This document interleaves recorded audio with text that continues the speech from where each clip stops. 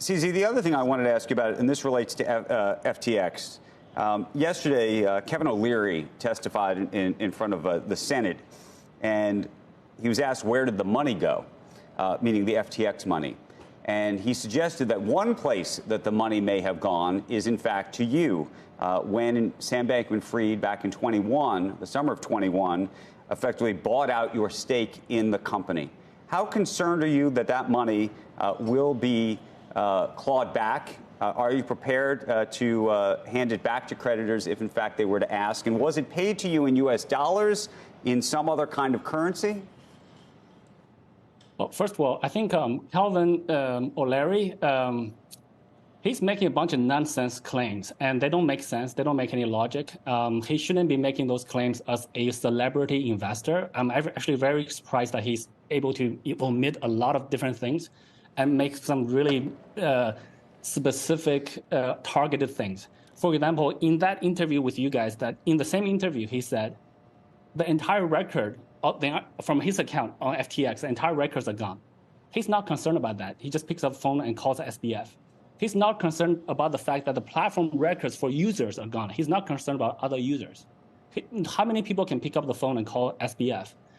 And he says he was talking with SBF up until the point that SBF was arrested. Yeah, that's an indicator of a very special relationship. Yeah, I see your point, and I don't think the problems that existed at FTX were simply any back and forth between your two firms. It definitely led to the disclosure that there had been money that was taken, but that disclosure raises lots of questions about firms like yours. Have you done the same? Has there ever been commingled funds? Have you ever taken any of the clients' funds and done anything with them? And again, why should we believe you? Because Sam Bankman-Fried told everybody, no, that hasn't happened. And he tweeted a lot of the same stuff that you've been tweeting in recent days, which I think gets back to this idea of show me the money. Yeah, so let's get back to show me the money part. So Calvin omitted the fact that there's no records. That's not a problem to him. So he just want to talk to Sam and believe whatever Sam says. He doesn't want to look at the records. And if you look, and he wants to omit all the small spendings, $50 million, $200 million. $200 million of small spending, that's very convenient. He says he didn't know that Binance was a shareholder of FTX. So he invested in FTX without looking at the cap table. But he was very specific in the way he counts for a transaction 2 years ago. So that's kind of contradictory. So I think Calvin's a liar. So I think he's lying about a bunch of stuff. So that's his problem. To us, we want to be transparent. We want to set the golden standard for reliability, solidness in this space. Do it. And there's so many issues about trust and credibility and integrity in this space. And I want to talk about FTX in a moment, but I want to start with what's happening at your own firm, given the outflows this week. I saw that you said on an AMA, this is one of these Ask Me Anything, you said there's no amount of withdrawals that would put us under any pressure. But that, I think, is a very bold statement to be making. How are people and why should people trust that their money is safe at this point? So I think thanks, Andrew, for having me. And the well-run crypto exchanges should hold user assets one-to-one. So user deposit Bitcoin, we hold it in Bitcoin, we move to a cold wallet, we keep some in the hot wallet. And people, they sell it. Now the Bitcoin belongs to somebody else, but we still hold it in the cold storage. People can withdraw 100% of the assets they have on Binance. We will not have an issue in any given day.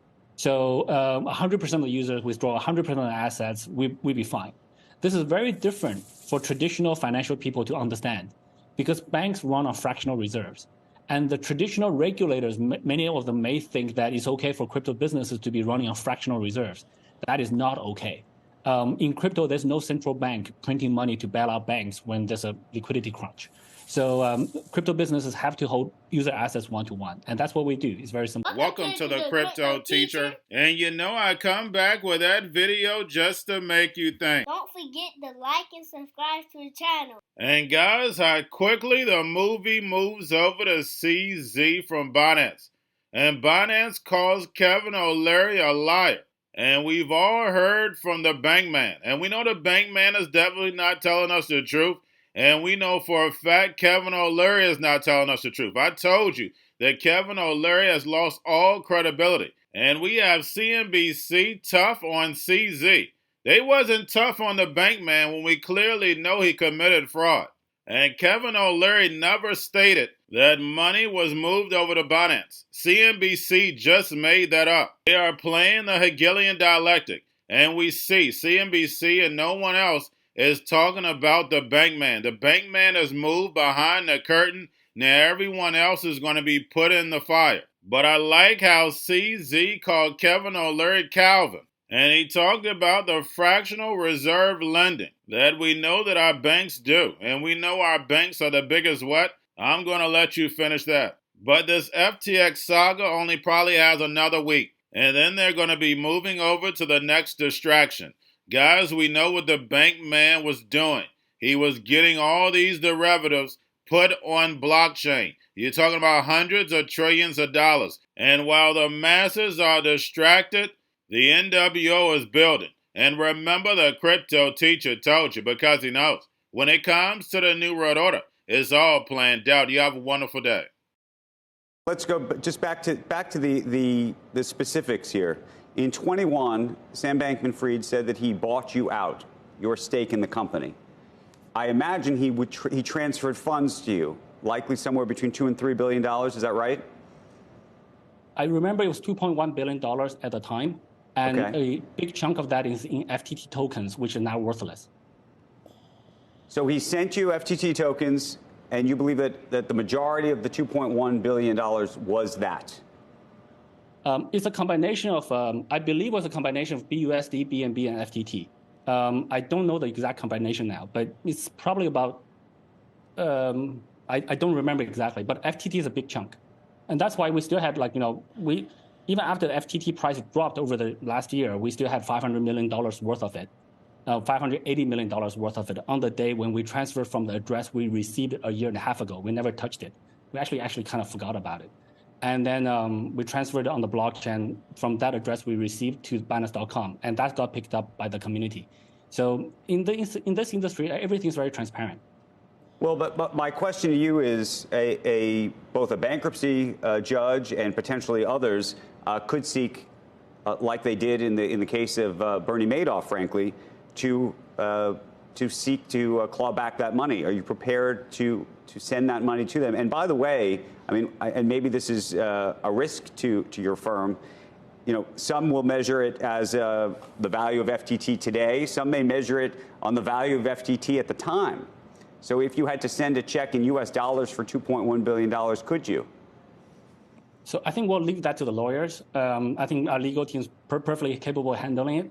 My expectation, though, just from common logic, is that there was a lot of spendings after that transaction in the more recent times FTX done to Miami, football stadiums, referees, sponsorship. Okay, but let me ask you about that specifically, and I don't want to get too technical, but indulge me for a moment. When you had what seemed to be liquidity issues around customers wanting USDC, it looked, at least from this vantage point, that what was happening here could have been avoided if, and tell me if I'm wrong about this, you allowed customers to deposit and hold USDC instead of what it looked like was that you auto-converted them into your own exchange dollar. Am I wrong? There's minor corrections. So number one is we do the auto conversion into BUSD, which is not issued by us, which is not the exchange dollar. It's actually issued by a New York DYF licensed entity, Paxos. So the reserves are in New York. It's a stable coin. The problem we had before is we have many different types of stable coins on Binance. And Bitcoin trades against USDC, Bitcoin trades against BUSD, and the USDT, there's TUSD, there's a bunch of other things. And then it's very difficult for users to find the best price. So we said, okay, they're all stable coins and they should convert 1-to-1. So let's combine all of them into one so that the users just they want to buy Bitcoin, they go to Bitcoin BUSD and they find it. On the deposit and withdrawal, we do the conversion. We have channels to convert them 1-to-1. But the channels we have actually have to go through a bank because to convert from BUSD to USDC, we have to sell BUSD into US dollars, cash in a bank, move it to a different bank account, and then buy USDC at a different institution. So that day, we had more users trying to buy or trying to deposit BUSD and withdrawing USDC. And we ran out of that. And the bank that does the conversion doesn't open until 6 hours later. And that's a bank in New York. So we were actually blocked. This issue was actually caused by a bank. So that's what, and stable coins is the only one we convert. Every other asset, people deposit Bitcoin, we hold Bitcoin. People deposit Ethereum, we hold Ethereum. Right. And you understand why I'm asking that question, because it does appear in that instance, at least, that when you said no amount of withdrawals would put you under pressure, by default, it put you under pressure, whether it was you're doing or some other bank's doing. And so the question is, longer term, would you reevaluate how you do that? So we have the assets to convert. So there's no margin, no leverage. We just needed the bank to open. So the bank opened 6 hours later. It was fine. So banks don't work for 24 hours a day. Banks only work for a few hours a day. And when you try to, and when banks are shut down, when banks are closed, you try to withdraw money, it doesn't work. That's exactly the same situation that happened.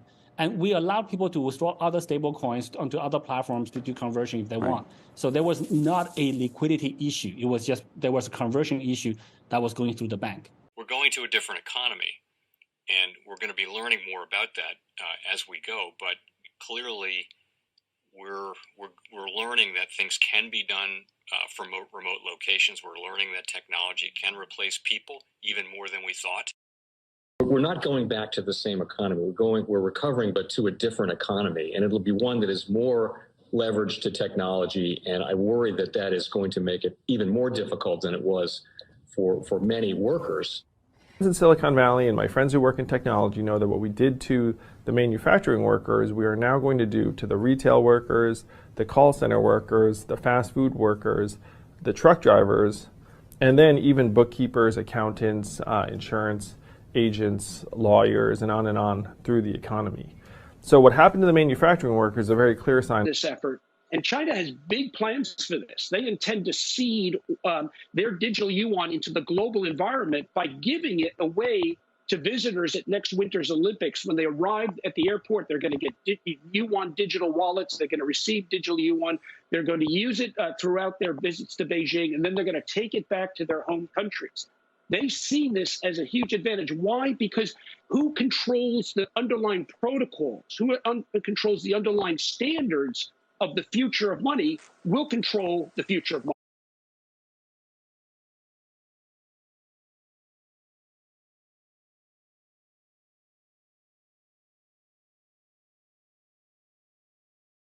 The most powerful person in the world is the storyteller.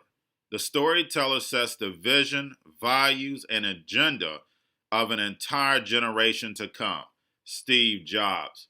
And guys, you know I truly believe in this. When you look at the New World Order, they're the storytellers. And that's the reason why I wrote my New World Order book. But guys, now it's time to change the current generation. And I wrote 3 kids' books. You know I love the Trinity because I understand the power that's in it. So I have 3 books. We have an opportunity to change the generation, to educate, not just me, but I want to show you that I take action on a daily basis. And I want you to take action on a daily basis. Whether it's your job, whether it's in your community, we have an opportunity right now to educate the masses. I posted this on my Twitter account. Please share, but this is a short clip of the 3 books. There's going to be a clothing line and action figures. Please get these books for your kids, nephews, cousins, friends, so therefore we can start the re-education now. Because as we see, the 4th Industrial Revolution foundation is definitely here. Robots, algorithms, drones, taking humanity out the picture. We have to re-educate. But let's get into the video. Part 1. King Joshua and Grandma Tam save the village. Part 2. King Joshua and Grandma Tam save New York from COVID-33. Part 3. King Joshua and Grandma Tam goes to China. It's mandatory to get part 1, part 2, and part 3 of this series. It's time to re-educate Generation Z.